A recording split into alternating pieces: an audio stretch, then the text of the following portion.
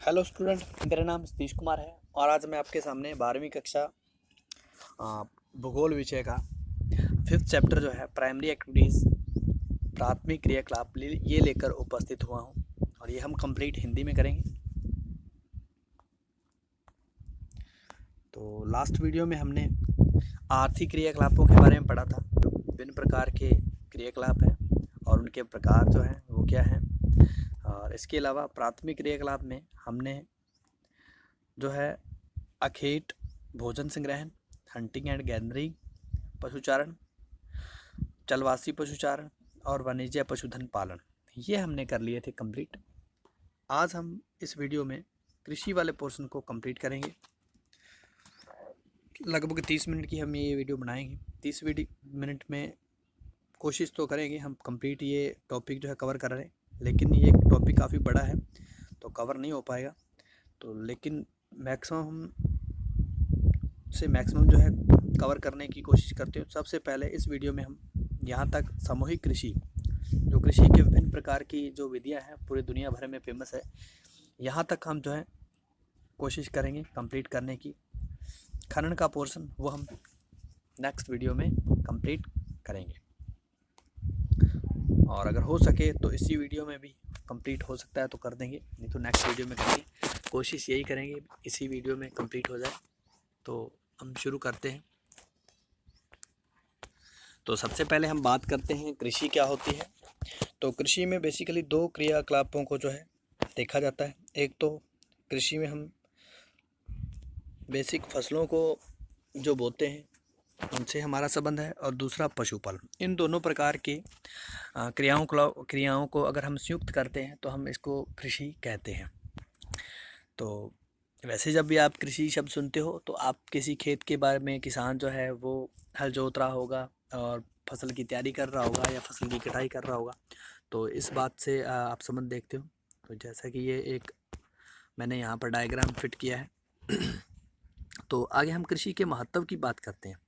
अब देखिए, कृषि जो है, कृषि की वजह से हमारी जो बहुत सारी जो पॉपुलेशन है वो अपनी आर्थिक क्रियाकलाप जो उनको उपलब्ध होती है, और जिसकी वजह से पूरी दुनिया भर में के लोगों का एक स्थायी जो निवास है वो हमें उसकी सुविधा जो है वो विकसित हो पाई है। क्योंकि आप इससे पहले वाले वीडियो में हंटिंग के बारे में पढ़ा है आपने, खेत के बारे में पढ़ा है और गैदरिंग के बारे में पढ़ा है, जिसमें जो है इंसान जो है सारा दिन जो है अपने जो बेसिक उनकी आवश्यकताएं हैं उनको पूरा करने के लिए वो दूर धूप जो है मेहनत करता रहता था। तो लेकिन अब जो है किसान जो है एक स्थायी जीवन व्यतीत करता है। हम अपने एक ही स्थान पर अपने घर को बनाते हैं और वहाँ पर ही रहते हैं। तो ये सब कृषि की वजह से हो पाया है। इसके अलावा कृषि जो है बहुत सारे लोगों को जो है उनकी जो ज़रूरत की आवश्यकताएं हैं, भोजन उपलब्ध करवाने का जो एक महत्वपूर्ण व्यवसाय है, और जिसकी वजह से जो है एक अंतर्राष्ट्रीय व्यापार जो है वो भी विकसित हो पाया है। तो ये सब कृषि के महत्व है। इसके अलावा जो विश्व भर में जितने प्रकार के विभिन्न भौतिक, सामाजिक, आर्थिक दिशाएं हैं वो सब कृषि कार्य को प्रभावित करती हैं। तो और संसार में विभिन्न प्रकार की जो कृषि पद्धतियाँ जो है विकसित हो पाई हैं। आगे हम वाले वीडियो में हम कंप्लीट यही पढ़ेंगे। जो विश्व भर में जितने प्रकार की जो एग्रीकल्चर से संबंधित जो विभिन्न प्रकार की जो प्रणालियाँ विकसित हो पाई हैं या विधियाँ विकसित हो पाई हैं, तो उनको हम यहाँ पर डिस्कस करेंगे। तो सबसे पहले हम बात करते हैं निर्वाह कृषि के बारे में। अब निर्वाह जो है स्वयं के गुजारे के लिए जो आप कृषि कार्य कर रहे हो तो वो उसको हम निर्वाह कृषि कहेंगे। इसके दो प्रकार हैं। पहला आदिकालीन निर्वाह कृषि और दूसरा है गहन निर्वाह कृषि। तो आदिकालीन निर्वाह कृषि वो होती है जिसमें जो है आप परंपरागत तौर पर जिस तरीके से हमारे पूर्वज जो है एक स्थान को साफ करते थे और या जंगली इलाके को साफ किया और उस जगह पर कृषि कार्य करना शुरू कर दिया, और जैसे ही उनकी उस क्षेत्र की जो उत्पादन क्षमता है कम होती है तो हम दूसरे एरिया की तरफ दौड़ते हैं, दूसरे एरिया को साफ करते हैं और वहाँ पर जो हमारे परंपरागत जो साधन है तो उनकी सहायता से हम वहाँ पर कृषि कार्य करना शुरू कर देते। इस प्रकार की कृषि को आदिकालीन निर्वाह कृषि या स्थानांतरी कृषि के नाम से भी जाना जाता है। तो इसके विश्व भर में कुछ नाम है जो आपकी एनसीईआरटी बुक में दे रखे हैं, तो आपके लिए महत्वपूर्ण है। डायरेक्ट 1 नंबर का क्वेश्चन आ सकता है। उत्तरी भारत में उत्तरी भारत के उत्तरी पूर्वी राज्यों में किस प्रकार की कृषि की जाती है, इसको हम बोलते हैं झूमिंग। तो जो एक प्रकार की स्थानांतरी आदिकालीन निर्वाह कृषि है। इसके अलावा मध्य अमेरिका, मैक्सिको में जो है निर्वाह कृषि की जाती है, वो उनको मिल्पा कहा जाता है। मलेशिया, इंडोनेशिया में लदांग। तो ये 1-1 नंबर के लिए महत्वपूर्ण है, यहाँ से 1-1 नंबर का क्वेश्चन आ सकता है। इसके अलावा कुछ क्षेत्र हैं जो वर्तमान में जहाँ पर इस प्रकार की कृषि की जाती है, स्थानांतरी या आदिकालीन निर्वाह कृषि। तो ये है अफ्रीका, दक्षिण एवं मध्य अमेरिका का उष्णकटिबंधीय भाग, दक्षिणी पूर्वी एशिया। इन क्षेत्रों में आज भी इस प्रकार की कृषि जो है वो की जाती है। नेक्स्ट जो है वो है गहन निर्वाह कृषि। इसमें जो है व्यक्ति जो है पूरे परिवार के द्वारा या खेतों के ऊपर सारा साल जो है फसलें बोई जाती है। इसमें भूमि को बिल्कुल भी खाली नहीं छोड़ा जाता और एक ही स्थान पर ये कृषि की जाती है, खेत को बदला नहीं जाता। इस प्रकार की कृषि को हम जो है गहन निर्वाह कृषि कहते हैं। तो इसमें जो है कुछ फसल अपने पास रख लेते हैं जो खुद के गुजारे के लिए है, और जो हमारे पास आवश्यकता से ज़्यादा है वो हम मार्केट में बेच देते हैं। तो इस तरीके से हमारा गुजारा होता है।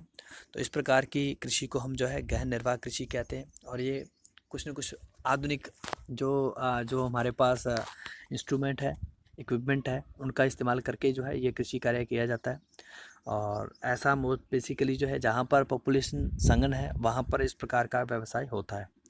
तो आप अपने आसपास देखिए किस प्रकार का आपके यहाँ पर किस प्रकार की पद्धति जो है विकसित हो पाई है। इसमें जिसके आगे 2 प्रकार हैं, गहन निर्वाह कृषि के आगे 2 प्रकार हैं। पहला है चावल प्रधान गहन निर्वाह कृषि और दूसरा है चावल रहित गहन निर्वाह कृषि। जिन क्षेत्रों में वर्षा जो है 100 सेंटीमीटर से ज़्यादा होती है तो उन क्षेत्रों में जो है चावल प्रधान जो है गहन निर्वाह कृषि की जाती है। ऐसे क्षेत्रों में जो खेतों का आकार छोटा होता है, पॉपुलेशन अधिक होती है और पूरा का पूरा परिवार जो है इस प्रकार के व्यवसाय में लगा होता है। और ये कुछ पशु भी रखते हैं और उन पशुओं से जो है ये हरी खाद जो है प्राप्त करते हैं और उनको अपने खेतों में देते भी हैं। तो इस प्रकार की कृषि जो है बेसिकली जो है Bharat, Myanmar, Indonesia, Cambodia, Thailand, दक्षिणी एवं मध्य चीन में होती है। इसके अलावा चावल रहित गहन निर्वाह कृषि, जिसमें जो है जो मेजर फसल है वो कौन सी है, वो है गेहूँ। तो ऐसे क्षेत्र जहाँ पर जो वर्षा जो है 100 सेंटीमीटर से कम होती है, और ये वो क्षेत्र होंगे जो जैसे जैसे समुद्र से दूरी बढ़ती जाती है, तो इन क्षेत्रों में जो है जो ड्राई फसलें हैं वो बोई जाती हैं, या जिनको पानी की आवश्यकता कम होती है वो फसलें बोई जाती है। तो उसमें जो है बेसिकली जो है गेहूँ जो है वो एक सबसे महत्वपूर्ण फसल है। इसमें जो अगर देखा जाए तो इस क्षेत्र में पॉपुलेशन कुछ कम होती है और जिसकी वजह से खेतों का आकार थोड़ा बड़ा होगा। और ये भी मशीनों का इस्तेमाल करते हैं, मशीनों का इस्तेमाल करके ही जो है ये अपनी फसलों का बुआई वगैरह करते हैं। और इसके कुछ क्षेत्र हैं उत्तरी, मध्य व पश्चिमी भारत, उत्तरी चीन, पाकिस्तान, कोरिया। तो ये जो कुछ क्षेत्र हैं भारत के, स्पेशली ये वाला पॉइंट जो है काफ़ी महत्वपूर्ण है, पूछा जा सकता है। भारत में सिंध गंगा के मैदान के पश्चिमी भाग में गेहूँ और दक्षिणी पश्चिमी शुष्क देश में ज्वार बाजरा प्रमुख रूप से बोई जाती है। तो ये पॉइंट काफ़ी महत्वपूर्ण है। नेक्स्ट जो है रोपण कृषि। अब देखिए यूरोपीय देश जैसे ब्रिटेन है, फ्रांस है, स्पेन है, इन देशों ने, यूरोपीय देशों ने, इन यूरोपीय शक्तियों ने पूरे विश्व भर में अपनी कॉलोनियाँ जो है, अपने औपनिवेश जो है वो स्थापित किए थे। औपनिवेश एक ऐसा क्षेत्र होता है जिसके ऊपर जो है किसी बाहरी सत्ता का नियंत्रण हो, जिसे हम औपनिवेश कहते हैं। तो इन लोगों ने जो है कुछ विशेष पौधे जिनके हम नाम लेंगे, जैसे कि चाय है, कॉफ़ी है, कोको है, रबड़ है, गन्ना, केले, अनानास, इस प्रकार के कुछ पौधे हैं। इन पौधों को जहाँ पर इनकी कॉलोनी है उन कॉलोनियों में जो है एक प्लांट प्लांटेशन के तौर पर या एक बाग के तौर पर इनको विकसित किया, और जहाँ से ये काफ़ी अच्छी मात्रा में जो है वहाँ से कैपिटल जो है गेन करते थे, और या उन क्षेत्रों में ये फसलें बोई जाती थी ताकि जो इनकी जो जो मार्केट है उनके हिसाब से इनको इनकी प्रोडक्शन मिल सके और ये किसी प्रकार विशेष प्रकार की मैन्युफैक्चरिंग में अपना सहयोग अदा कर सकें। तो इस प्रकार के पौधे इन्होंने बोए हैं। तो इस प्रकार की फसलों को जो रोपण कृषि के नाम से जाना जाता है। तो इसकी कुछ विशेषताएं ये हैं, ये ज़्यादातर जो है औपनिवेशिक क्षेत्रों को लाभ पहुंचाने के लिए ही ये इस प्रकार की व्यवस्था शुरू की गई थी। इसमें जो है कुछ पौधे बोए गए हैं, उन पौधों के नाम आप बता सकते हो। चाय, कॉफ़ी, कोको, रबड़, कपास, गन्ना, केले, अनानास। इसमें जो काफ़ी इनके इस फसल को बुआई के लिए या इसके प्रबंध के लिए काफ़ी भारी मात्रा में जो है पूंजी का इन्वेस्ट होता है, और काफ़ी जो एक्सपीरियंस व्यक्ति जो है वही इनको जो है करते हैं या उनको ट्रेनिंग दी जाती है। इस प्रकार की फसलें जो है एक ही प्रकार की फसल होती है जो लगभग एक प्रकार के पौधे के ऊपर ही विकसित होती है। ये सबसे बड़ी महत्वपूर्ण विशेषता है, और उसी से ही ये प्रोडक्शन प्राप्त करते हैं, और वो कुछ विशेष समय होता है जहाँ पर ये जब ये प्रोडक्शन प्राप्त करते हैं। तो इसके अलावा रोपण कृषि के जितने भी क्षेत्र होते हैं वो लगभग उस क्षेत्र में विकसित की जाती है जहाँ पर रोड नेटवर्क, रेल नेटवर्क जो है अच्छे तरीके से विकसित हुआ होता है। उस क्षेत्र में इस प्रकार की कृषि की जाती है, क्योंकि इसकी जो फसल है बहुत तेज़ी जल्दी से ख़राब हो जाती है। जैसे फल है बहुत ही जल्दी से ख़राब हो जाते हैं, मार्केट तक पहुँचाने के लिए जितनी जल्दी से पहुँचाए जा सके, तो उसके लिए ये बेसिकली जहाँ पर जो है ट्रांसपोर्ट की सुविधा आसानी से उपलब्ध होती है उन्हीं क्षेत्रों में की जाती है, और ऐसे क्षेत्रों में इनको आसानी से बाज़ार और श्रमिक दोनों ही मिल जाते हैं। इसके अलावा कुछ क्षेत्र हैं जहाँ पर कुछ देश यूरोपीय क्षत्रियों ने जो है विशेष प्रकार के पौधे बोए हैं। उसमें जो है पश्चिमी अफ्रीका में कॉफ़ी, कोको, ब्रिटेन वासियों ने भारत और श्रीलंका में चाय के बागान लगाए थे। मलेशिया में इन्होंने रबड़ के बाग, और पश्चिमी द्वीप समूह में इन्होंने केले और गन्ने के बाग लगाए थे। स्पेन वासियों और अमेरिका वासियों ने फिलीपींस में नारियल और गन्ने के पौधे लगाए थे। और इसके अलावा ये कॉफ़ी की प्लांटेशन हो रही है जिसे ब्राज़ील में फजेंडा के नाम से जाना जाता है। तो ये भी एक नंबर का क्वेश्चन आ सकता है। तो यहाँ से ज़्यादातर जो है एक नंबर का क्वेश्चन आने की संभावना है। तो या इनकी विशेषताएं पूछ सकते हैं 3 नंबर में। नेक्स्ट है विस्तृत वाणिज्य अनाज कृषि। अब एक्सटेंसिव कमर्शियल ग्रेन कल्टीवेशन, अब ये क्या है जो अब इसमें बेसिकली पहले ये समझिए ये किन क्षेत्रों में होती है। अब ये ऐसे क्षेत्र है जहाँ पर सबसे पहले तो वर्षा कम होगी और जहाँ पर पॉपुलेशन बहुत ही कम होती है। जैसे देखिए मैंने पहले भी बताया, जैसे जैसे आप समुद्र तल से या समुद्र तट से किसी महाद्वीप के अंदर की तरफ जाते हो तो वैसे वैसे वर्षा की जो मात्रा वो कम होती जाती है। तो वर्षा की मात्रा कम होने की वजह से तो वहाँ पर जो है वो एरिया ड्राई होता जाएगा। तो ऐसा जो महाद्वीपीय टाइप की जलवायु रखने वाला क्षेत्र है जो समुद्र तल से दूरी पर है, तो ऐसे क्षेत्रों में जो है बेसिकली पॉपुलेशन कम निवास करती है, क्योंकि वो इलाका जो है इतना ज़्यादा पॉपुलेशन को जो है सर्वाइव नहीं करवा सकता। तो ऐसे क्षेत्र में जो है लोग कम रहते हैं और वो लैंड एरिया काफ़ी बड़ा है। उस लैंड एरिया के ऊपर जो एग्रीकल्चर जो है मशीनों के द्वारा किया जाता है, वृहद स्तर पर किया जाता है, और वो ज़्यादातर जो है कमर्शियल तौर पर ही वो वहाँ पर अनाज या फसल का उत्पादन किया जाता है। इसीलिए इस प्रकार के जो कृषि के प्रतिरूप को हम जो है विस्तृत वाणिज्य अनाज कृषि के नाम से जानते हैं। तो ऐसा जो है महाद्वीपों के आंतरिक क्षेत्रों में होता है, और इन क्षेत्रों की जो प्रमुख फसल है वो गेहूँ या इसके अलावा अन्य ड्राई फसलें हैं, मक्का, जौ, राई, जई। इसमें जो खेतों का आकार काफ़ी बड़ा होता है, और फसल को बोने से लेकर फसलों को काटने या जितनी प्रकार की भी देखभाल है वो सारी की सारी कृषि यंत्रों के द्वारा होती है। नेक्स्ट जो पॉइंट जो है काफ़ी इंपॉर्टेंट है इसका, और वो ये है, इसको यूरेशिया में स्टेपीज़ इस प्रकार के जो खेत हैं या इस प्रकार के जो प्लेन मैदान हैं, तो एक प्रकार के ये घास के मैदान हैं। तो इन घास के मैदानों को ही यहाँ पर ये फसलें बोई जाती हैं, तो उनको यूरेशिया में जो है स्टेपीज़ के नाम से जाना जाता है।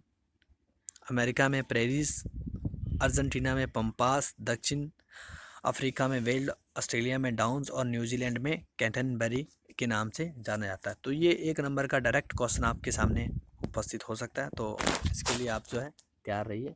तो ये काफ़ी महत्वपूर्ण पॉइंट है। नेक्स्ट जो है मिश्रित कृषि। अब मिश्रित कृषि एक प्रकार की कृषि है जिसमें जो है हम जो है पशुओं को और जो फसल को एक साथ पशुओं को पालते हैं और फसल को उगाते हैं। तो थोड़ा मिस्टेक हो गई थी, तो इतना कोऑपरेट कीजिए, आप समझ गए होंगे। तो इसके जो प्रमुख क्षेत्र हैं, ये जो है अत्यधिक विकसित भागों में ही विकसित हो पाई है ये इस प्रकार का जो व्यवसाय है। उत्तरी अमेरिका के पूर्वी भाग, उत्तरी पश्चिमी यूरोप के कुछ भाग, दक्षिणी महाद्वीपों के शीतोष्ण अक्षांशों वाले भाग, ये वाले कुछ इसके क्षेत्र हैं। तो ये पूछा जा सकता है, लेकिन इतना इम्पोर्टेंट नहीं है। लेकिन मिश्रित कृषि क्या है ये आपसे पूछी जा सकती है, इनकी विशेषताएं क्या हैं वो आपसे पूछी जा सकती है। तो विशेषताएं तो आपको ऊपर वाले पॉइंट से पता चल चुकी होंगी।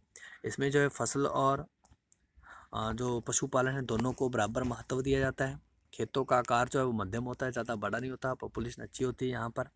तो इसमें जो है कुछ फसलें हैं जैसे कि गेहूँ, जौ, राई, मक्का, सोयाबीन, चारे की फसलें, इस प्रकार की जो फसलें इन क्षेत्रों में बोई जाती हैं। और कुछ पशु जो हैं यहाँ पर पाले जाते हैं, भेड़, बकरी, सुअर, मवेशी, मुर्गी, कुकर, ये कुछ जो जानवर हैं जो इन क्षेत्रों में पाले जाते हैं। इसके अलावा शस्यवर्धन एवं अंत फसली कृषि मृदा की उर्वरकता को बनाए रखती है। अब देखिए ये ज़्यादातर जो है जैविक खाद का इस्तेमाल करते हैं जो इनके पशुओं के वेस्ट से प्राप्त होती है, और इसकी खाद को जो है ये उत्पादन क्षमता को बढ़ाने के लिए इनका इस्तेमाल करते हैं।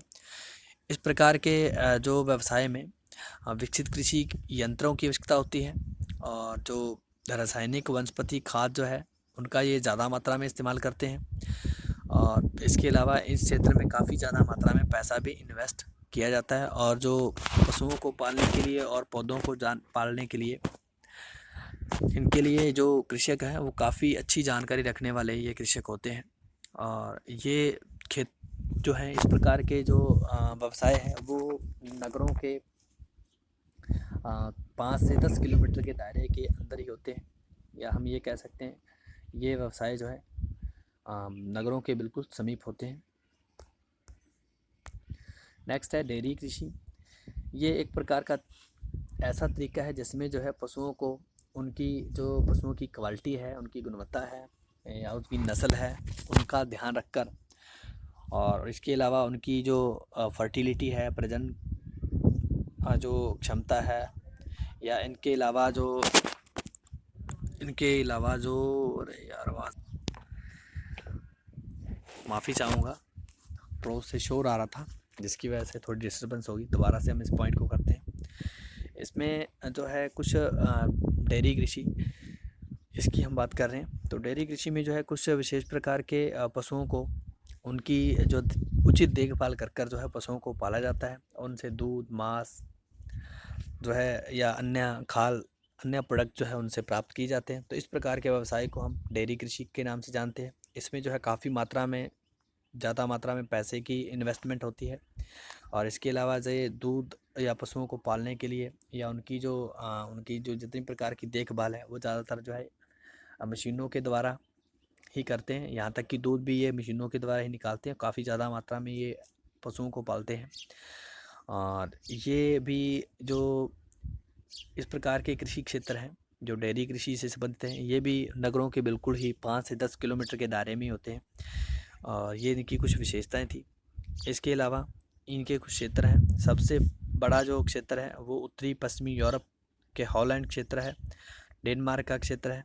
ये कंप्लीट क्षेत्र है जहाँ पर जो है ज़्यादातर जो है इस प्रकार का व्यवसाय जो है विकसित हुआ है। कनाडा, संयुक्त राज्य अमेरिका का कुछ क्षेत्र है।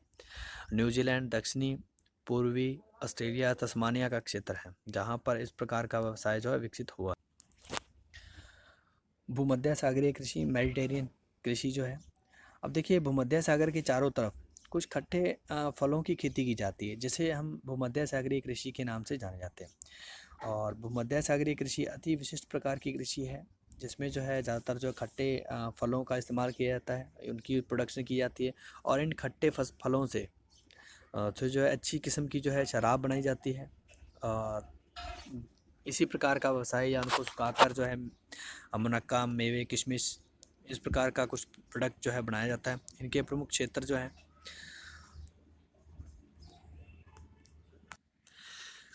इनके जो प्रमुख क्षेत्र हैं वो हैं भूमध्य सागर के समीपवर्ती जो जैसे दक्षिणी यूरोप से उत्तरी अफ्रीका में ट्यूनीशिया, अटलांटिक तट तक फैला हुआ है। दक्षिणी कैलिफोर्निया, मध्य चिली, दक्षिणी अफ्रीका एवं दक्षिणी पश्चिमी भाग ऑस्ट्रेलिया के दक्षिणी व दक्षिणी पश्चिमी भाग, इन क्षेत्रों में जो है इस प्रकार की कृषि जो है वो की जाती है। तो ये क्षेत्र जो है काफ़ी महत्वपूर्ण है। जिस क्षेत्र जो भी कोस्टल एरिया के साथ लगता है इलाका है, लगभग इसी प्रकार की जलवायु देखने को मिलती है इन क्षेत्रों में। तो इन क्षेत्रों में इस प्रकार की कृषि की जाती है। नेक्स्ट जो है वो है बाज़ार के लिए सब्जी खेती एवं उद्यान कृषि। अब देखिए, बाज़ार के आसपास के क्षेत्र में जो बाज़ार की जो दैनिक मांग है उनकी ज़रूरत को पूरा करने के लिए सब्जियों, फलों, फूलों आदि की कृषि की जाती है। इस प्रकार की कृषि को बाज़ार के लिए सब्जी खेती एवं उद्यान कृषि के नाम से जाना जाता है। तो इसी तरीके की कृषि को ट्रक कृषि भी कहा जाता है। एक नंबर का सीधा क्वेश्चन आ सकता है आपके सामने, ट्रक कृषि क्या होती है? तो ट्रक कृषि अब किसानों द्वारा नगरों तक पहुंचने का जो सब्जियां वगैरह पहुंचाने का जो प्रोसेस है वो रात भर में क्या कर दिया जाता है, इसीलिए वो ट्रकों के माध्यम से किया जाता है। इसीलिए जो है इस प्रकार की कृषि को जो है ट्रक कृषि के नाम से जाना जाता है। और नगर के बाहर के क्षेत्र में जो है इस प्रकार की नगर की मांग के अनुसार ही फसलें बोई जाती हैं और उनकी प्रोडक्शन की जाती है। तो इसमें खेतों का आकार काफ़ी छोटा होता है। यहाँ पर यातायात सुविधा पूरी तरह से विकसित होती है। यहाँ पर जो श्रमिक है वो गहन जो है श्रमिक हैं और अधिक पूंजी इन्वेस्ट करके जो है ये इस प्रकार का क्रियाकलाप करते हैं। इसके अलावा जो भी ये प्रोडक्शन की है, चाहे फल फ्रूट कुछ भी है, तो उनके ऊपर जो है ये अच्छी प्रकार से जो है सिंचाई कार्य, उनके अच्छी प्रकार की जो है खाद वगैरह, उनकी क्वालिटी जो है, उसके बीज की क्वालिटी जो है, पौधे की क्वालिटी है, उनकी गुणवत्ता, इन सब को जो है अच्छे तरीके से देखा जाता है। अच्छे तरीके से उनकी देखभाल करके जो उनकी उत्पादन जो है कृत्रिम तरीके से ग्रीन हाउस बनाकर जो है इनका उत्पादन जो है प्रोडक्शन की जाती है। तो इस प्रकार की जो खेती है वो ज़्यादातर जो है जो सरकारी नीतियाँ जो हैं उनके ऊपर या उस क्षेत्र में जो खेतों का जो मालिकाना हक है उनके आधार पर जो है पूरी तरह से विकसित होती है। उनका प्रभाव जो इनके ऊपर ज़रूर रहता है। नेक्स्ट जो है इनके कुछ क्षेत्र हैं। इस प्रकार की कृषि जो है औद्योगिक क्षेत्रों के आसपास होती है जहाँ पर पॉपुलेशन काफ़ी ज़्यादा है। तो बेसिकली इसमें जो है हम जो है उत्तरी पश्चिमी यूरोप, संयुक्त राज्य अमेरिका के उत्तरी पूर्वी भाग, भूमध्य सागरीय प्रदेश, जो इन क्षेत्रों में जहाँ पर इंडस्ट्रियल एरिया ज़्यादा है वहाँ पर विकसित हो पाए। इसके अलावा नीदरलैंड ट्यूलिप जो है विशेष प्रकार के फूलों के उत्पादन के लिए महत्वपूर्ण क्षेत्र है जो पूरे शहर को भेजे जाते हैं। तो ये फूल का नाम जो है आपसे पूछा जा सकता है, लेकिन बहुत ही रेयर चांस है, फिर भी रिस्क नहीं ले सकते। यूरोप, पश्चिमी यूरोप और उत्तरी अमेरिका, इन क्षेत्रों में जो है वैज्ञानिक तरीके से कुछ जानवरों को पाला जाता है जिसे जो है कारखाना कृषि के नाम से जाना जाता है। तो कारखाना कृषि जो है ये क्या है? तो ये गायें, बैल, कुक्कर इस प्रकार के पशु जो है पश्चिमी यूरोप और उत्तरी अमेरिका के क्षेत्रों में पाले जाते हैं, जिसको जो है कारखाना कृषि के नाम से जाना जाता है। तो ये एक महत्वपूर्ण पॉइंट था। अब नेक्स्ट है सहकारी कृषि। अब फ्रांस जो है जब भी सहकारी कृषि या अपने मार्क्सवादी विचारधारा से ये प्रेरित है कृषि, तो इसमें जो है कुछ जो है किसान जो है वो अकेला किसान जो अपनी ज़रूरत को पूरा नहीं कर सकता या अपनी आवश्यकताओं को पूरा नहीं कर सकता, तो किसान क्या करते हैं, अपना एक स्वेच्छा से एक संगठन या संस्था तैयार कर लेते हैं और वो संस्था से जो है विभिन्न प्रकार के कृषि के जो इक्विपमेंट हैं वो उपलब्ध करवाए जाते हैं सभी किसानों को। जो इस किसान का ग्रुप का जो मेंबर है उन सभी मेंबर को जो है उस प्रकार के जैसे ट्रैक्टर है, हल हैं, ठीक है, या बोरवेल है, या अदर प्रकार के जो भी इक्विपमेंट जो है चाहिए खेती के लिए, वो सारे उपलब्ध करवाए जाते हैं उसी संस्था के द्वारा। तो इस प्रकार के जो प्रमुख क्षेत्र हैं इस प्रकार के कृषि के, तो वो हैं सहकारी आंदोलन जो है ये डेनमार्क, नीदरलैंड, बेल्जियम, नीदरलैंड की जो है ये स्पेलिंग ठीक नहीं है, इसको ठीक कर लेना, बेल्जियम, स्वीडन, इटली सफलतापूर्वक जो है यहाँ पर चला। तो सबसे ज़्यादा जो है ये पॉइंट सबसे ज़्यादा महत्वपूर्ण है, सबसे ज़्यादा जो है ये कहाँ पर जो है सफल हो पाया है, तो डेनमार्क में जो है ये सबसे ज़्यादा सफल हो पाया है। तो यह इसके अलावा इसकी जो है कुछ विशेषता है, इसमें जो है किसान जो है एक संगठन तैयार करते हैं और संगठन की सहायता से ही ये विभिन्न प्रकार के जो उपकरण जो है वो उपलब्ध करवा पाते हैं और एक अच्छे तरीके से कृषि को विकसित कर पाते हैं। तो ये कुछ इसकी विशेषता है जो हम ऊपर इसकी डेफिनेशन में बता चुके हैं। नेक्स्ट है सामूहिक कृषि, कलेक्टिव फार्मिंग। इसमें ये भी मार्क्सवादी विचारधारा से संबंधित है। इसमें डिफरेंट क्या है, उसमें जो सामूहिक कृषि है उसमें यहाँ पर मैंने थोड़ी सी गलती कर दी है, गलती ये की है, ये सहकारी कृषि थी। इसमें जो है एक संस्था बनाकर जो है कृषि कार्य किया जाता है और किसान जो है अपनी स्वेच्छा से एक सरकारी सहकारी संस्था बनाते हैं, एक कमेटी बनाते हैं और वो कमेटी कंप्लीट संसाधन जो है कृषि के लिए उपलब्ध करवाती है। तो ये थोड़ा ठीक कर लेना, ये सहकारी कोऑपरेटिव फार्मिंग है। नेक्स्ट जो है हम बात करते हैं सामूहिक कृषि की, कलेक्टिव फार्मिंग की। इसमें जो है ये विचारधारा भी जो मार्क्सवादी विचारधारा है उनसे प्रेरित होकर जो है फ्रांस में बेसिकली ये जो कृषि इस प्रकार की कृषि की जाती है पूर्व सोवियत संघ में या वर्तमान में फ्रांस जो है रशिया जो है उसमें जो है इस प्रकार की कृषि की जाती है। तो यहाँ पर जो है ये मार्क्सवादी विचारधारा उन्हीं से प्रेरित है। तो इसमें जो है कृषि की दशा को सुधारने के लिए कंप्लीट जो भूमि का को लैंड एरिया है वो सारा का सारा सरकारी नियंत्रण में आ जाता है। तो वहाँ पर जितने भी किसान हैं तो उन किसानों को जो है सरकार के अधीन रहकर जो है कृषि कार्य करना पड़ता है ताकि जो है जो प्रोडक्शन वर्क है वो अच्छे तरीके से कंप्लीट हो सके, सभी क्षेत्रों में जो है जो आवश्यक संसाधन है वो उपलब्ध हो सके और कृषि कार्य को विकसित किया जा सके। इस उद्देश्य से संपूर्ण साधनों का ऊपर जो है सरकार का नियंत्रण है और सभी किसानों को जो है संसाधन उपलब्ध हो जाते हैं और वो जो प्रोडक्शन है वो सरकार ले जाती है।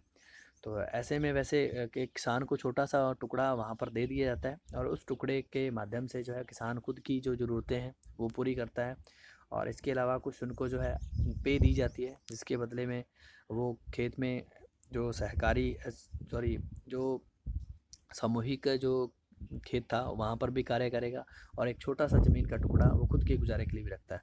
तो इस प्रकार की जो व्यवस्था थी उसको सामूहिक कृषि फ्रांस में रशिया में कहा जाता है, पूर्व सोवियत संघ में।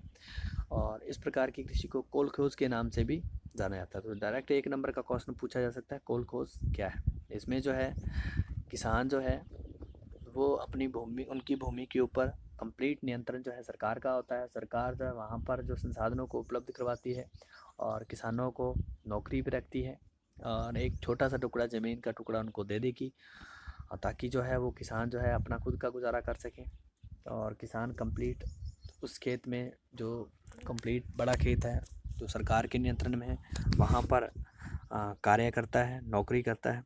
तो इस प्रकार की कृषि को जो है सामूहिक कृषि के नाम से जाना जाता है। तो ये ज़्यादा जो है इतना अच्छे तरीके से विकसित नहीं हो पाया, लेकिन ये यूरोपीय सोवियत संघ है वहाँ पर जो है या रशिया है वर्तमान में उसमें ये इस प्रकार की व्यवस्था है जिसे जो है सामूहिक कृषि के नाम से जाना जाता है। नेक्स्ट जो है खनन किसे कहते हैं। देखिए जो खनिज पदार्थ हैं उनको ज़मीन से खोद कर निकालने की जो क्रिया है उसको हम खनन कहते हैं। खनिज क्या होता है, खनिज एक ऐसी प्राकृतिक रासायनिक तत्व का यौगिक है जिसमें जो है अपनी भौतिक और रासायनिक जो गुण जो है अलग अलग होते हैं। तो इसकी जो वितरण है वो बहुत ही असमान पाया जाता है। तो सामान्य रूप से खनन जो है ज़मीन से खोदकर विभिन्न प्रकार के खनिजों को निकालने की क्रिया है। तो इससे जो है मानव जो है अपने आप को विकसित कर पाया है। तो मानव ने जैसे जैसे खनिजों की जो है खोज की है, वैसे वैसे मानव का जो है जीवन में काफ़ी बदलाव आया है। इन्हीं खनिजों के माध्यम से ही जो खनिज मिलते हैं, इस खनन के माध्यम से जो हमें खनिज मिलते हैं, उनसे जो है हमारे जो है हम विभिन्न प्रकार के औजार हथियार ये बनाते हैं। और एक प्रकार के से जो है एक विकसित सभ्यता की तरफ हम बढ़े हैं, तो उस खनिजों की वजह से ही बढ़े हैं। तो किसी भी देश की जो है आर्थिक डेवलपमेंट के संकेतक होते हैं ये खनिज जो है। जिस देश के पास भी ये खनिज पदार्थ ज़्यादा मात्रा में है, तो वो अपने आप को अच्छे तरीके से विकसित कर पाए हैं, उनका अच्छे तरीके से इस्तेमाल कर पाए हैं। तो खनिज पदार्थ जो है काफ़ी महत्वपूर्ण है।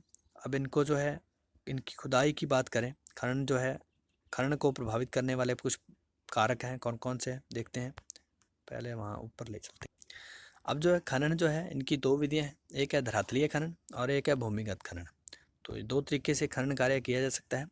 धरातलीय खनन, इसमें जो है खनिज जो है कम गहरा है, तो ऐसी कंडीशन में ऊपर वाली मिट्टी को हटाकर जो है खनिज पदार्थ बाहर निकाले जाता है, जिसे हम धरातलीय खनन के नाम से जानते हैं। ये काफ़ी सस्ता है और बहुत ही तेज़ी के साथ जो है जो खनन कार्य जो है वो हो जाता है। इसमें जो है ज़्यादा पैसा भी इन्वेस्ट नहीं होता और उत्पादन जो है वो ज़्यादा होता है।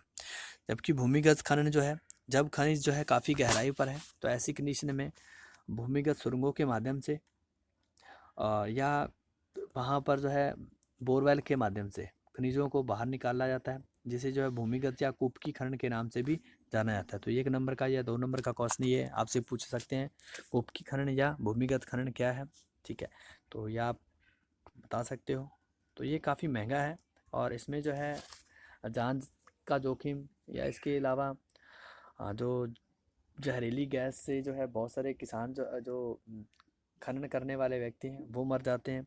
तो जान जाने का काफ़ी खतरा है। इसके अलावा ये काफ़ी महंगी विधि है और इसके माध्यम से जो है इतनी ज़्यादा प्रोडक्शन नहीं होती, प्रोडक्शन कम होती है। तो ये 2 विधियाँ थी। अब देखिए लगातार जो खनन की जो हमारे पास मौजूद विधता है, तो उसकी वजह से बहुत सारे लोग जो हैं इस खनन कार्य से पीछे हट रहे हैं। कारण क्या है? या तो उन क्षेत्रों के पास, उन लोगों के पास जो है ज़्यादा अच्छे तरीके के संसाधन नहीं है और या उनके पास अच्छी तकनीक नहीं है। तो इन वजह से जो है लगातार जो है लोग जो है इस व्यवसाय से बाहर आ रहे हैं और इसमें जान जाने का भी खतरा काफ़ी है। लेकिन जो विकसित देश हैं वो इसमें जो है अपने देश को विकसित कर बनाए रखने के लिए या उसको बढ़ाने के लिए उस प्रकार के देश जो है इस व्यवसाय में आगे बढ़ रहे हैं और अच्छे तरीके से इसमें इन्वेस्टमेंट कर रहे हैं। जबकि जो अल्प विकसित देश हैं उनके पास संसाधन अच्छे हैं, लेकिन वो इन संसाधनों का तकनीक की कमी की वजह से या उनके जो उत्पादन क्षमता है उसके अनुसार वो प्रोडक्ट उनको महंगा पड़ता है। जबकि विकसित देश जो है वो इनको उस प्रोडक्ट को निकालने की कोशिश कर रहे हैं। तो ये इस पूरे विश्व भर में एक विविधता देखने को मिलती है। तो आशा करता हूँ ये कंप्लीट चैप्टर जो है आप कवर कर जाओगे इस वीडियो के माध्यम से। अगर कोई दिक्कत आती है तो आप कमेंट में लिख सकते हो या मेरे पर्सनली नंबर के ऊपर कमेंट कर सकते हो। धन्यवाद। और एक बात, अगर आपको ये वीडियो पसंद आया है या आपको लगता है आपको इस वीडियो की वजह से कुछ हेल्प हुई है, तो इसको लाइक और शेयर ज़रूर कीजिए। धन्यवाद।